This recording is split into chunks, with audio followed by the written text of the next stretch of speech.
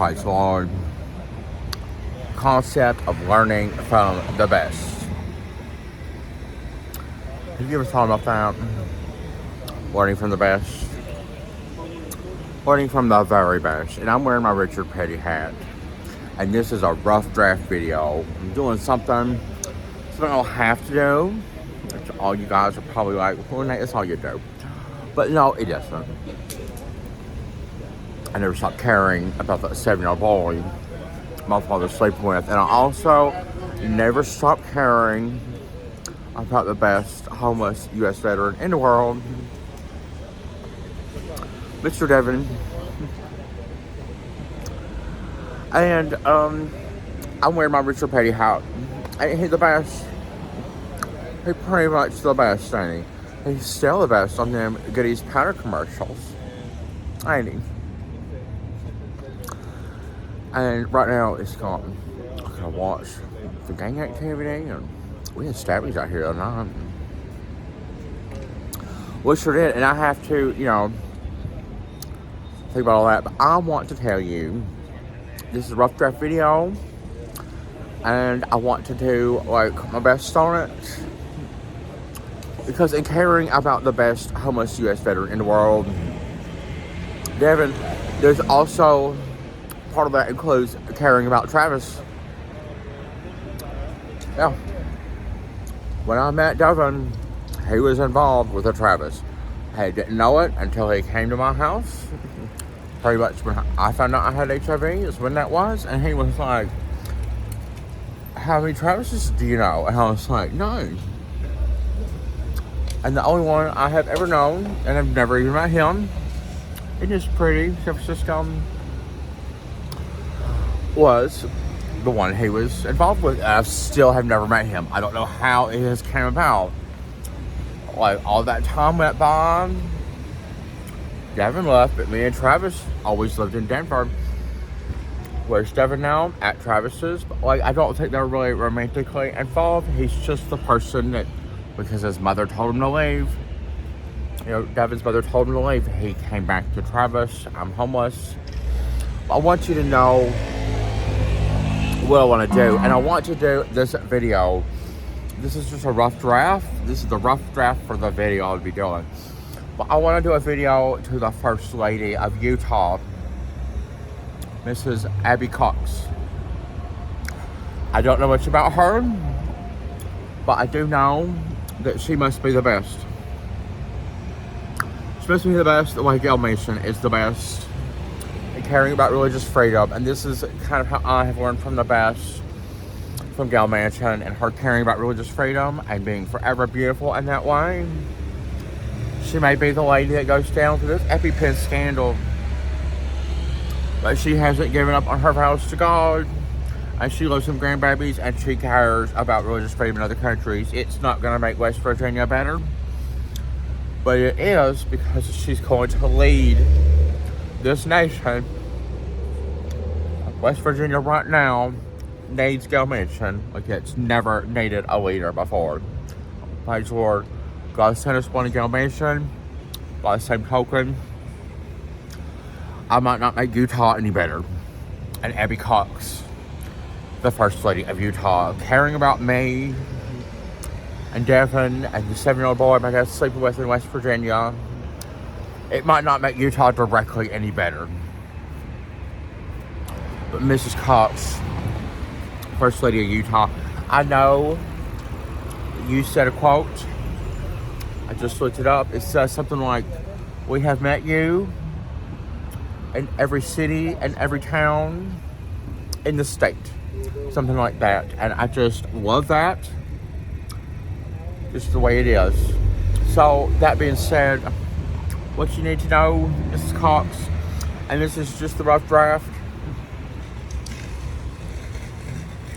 Me and Travis, I know he was, I don't know if he still is, and sometimes I feel like I might be falling out of love with the best homeless U.S. veteran in the world. What you should know, Mrs. Cox, is Travis comes from Utah. He does.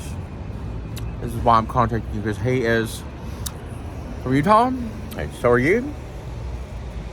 And that's why we need to care. I have limited exposure in your state. The only time I've ever been in it, I believe, was when I was fleeing Denver to come to San Francisco, more than 600 days homeless, because I had to. I was working a job. People with homes like to be so loud. I was working a job in Denver. I wasn't able to keep it. The situation out of my control. But I want you to know, Miss Cox, that Travis, I don't know if he knows who I am. I do believe he has some suspicion that I exist. We have basically been in love with the same man for 4 or 5 years. We have never come to blows. We've had no interaction. The best homeless U.S. veteran in the world has also, thought to himself, doing what's right for his family and things like that. And he has not been in Colorado through a lot of this time. He's been in New Mexico. Sometimes he's in Montana. It's just we're doing the best we can to find a way to just hold on. I don't know if Travis and Devin met. And I don't know much about Travis, although I think he's an Eagle Scout. And there was a time last summer when, we have a lot of the same friends. I was with one of them when we got a text that Devin died. And it was something I was always aware that could happen. And immediately when it did, I thought about Travis. And I thought about how much he must care, and how much, if it was not that Devin, it was a different one. And I want to talk to Travis directly, Mrs. Cox, but you're the First Lady of Utah, and it seems like if I can't talk to Travis, I can talk to you and the entire world.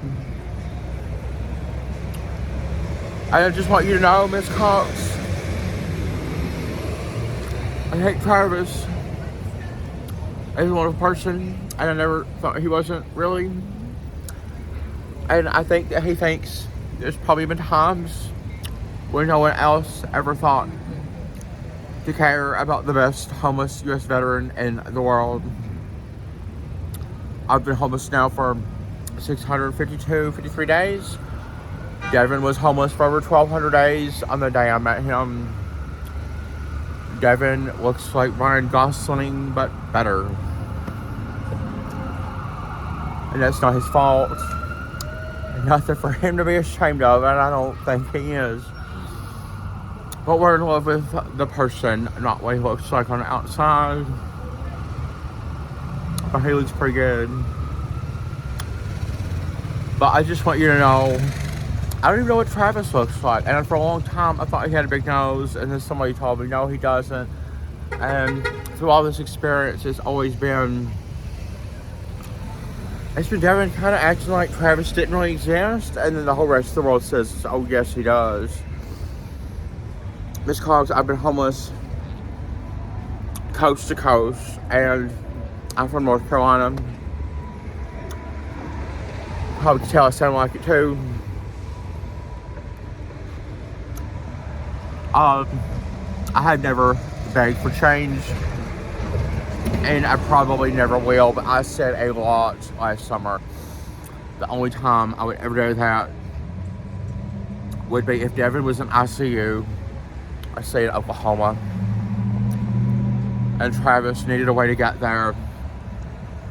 And if I found out that was true, I would go in the street corner, and I would beg for change. And I would give it all to Travis, and I would say, go see him. And tell him to.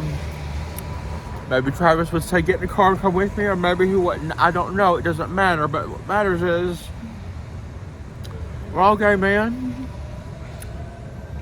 And, on 9/11/2001, Devin was 17 years old and day drinking, playing hooky from school. And then 9/11/2002, he was in that war. I know that Travis has cared an awful lot about Devin. And he's probably felt for many times that he was alone in that. Whitney Houston, our national treasure, said, "You will never stand alone." What's up? And he needs to know that. Miss Cox, I'm sure Utah has little problems. There's little problems here in California. There's problems in Colorado, and there's definitely problems in West Virginia. Maybe you can help with these. Can you please just recognize you have a state treasurer? And Travis, I will tell you his last name and all that if you contact me. I tell you where he lives. I don't have his phone number, but I bet we can get a hold of him. I just want you to know, Miss Cox, Travis caring about the best homeless U.S. veteran in the world is something that matters. And it always will.